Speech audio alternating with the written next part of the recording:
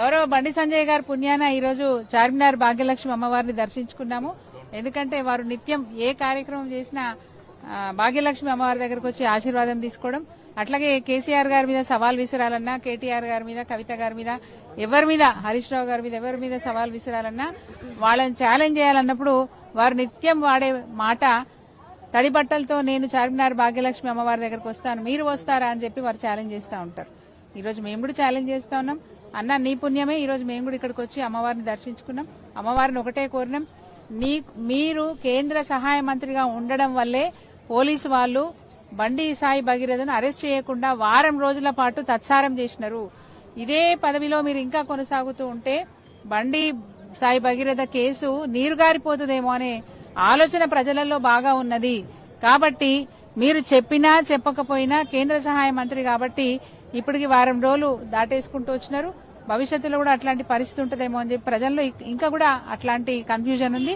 కాబట్టి బండి సంజయ్ గారు మీకు మీరే బాధ్యత వహించి మీరు మీ పదవికి రాజీనామా చేస్తే దేశం మొత్తం, రాష్ట్రమే కాదు దేశం మొత్తం కూడా గర్విస్తుంది మిమ్మల్ని చూసి.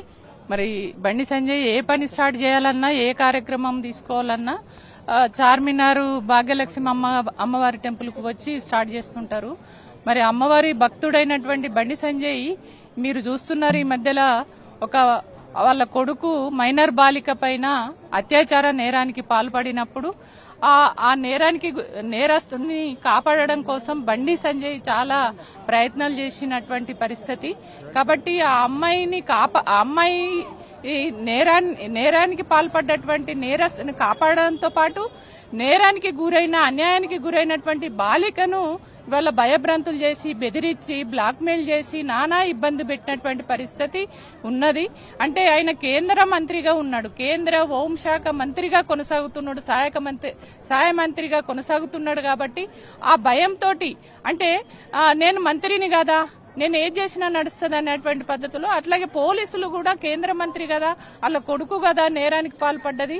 కాబట్టి వాళ్ళపైన శిక్షించకుండా, కస్టడీలోకి తీసుకోకుండా చాతారం అంటే డిలే చేసినటువంటి పరిస్థితి మనం చూసినాం. కాబట్టి బండి సంజయ్ కూడా కస్టడీలోకి తీసుకోవాలి, తక్షణమే ఆయనను బర్తరఫ్ చేయాలి, ఖచ్చితంగా ఆ నేరానికి ఆయన శిక్ష పడాలని చెప్పేసి ఈ సందర్భంగా మేము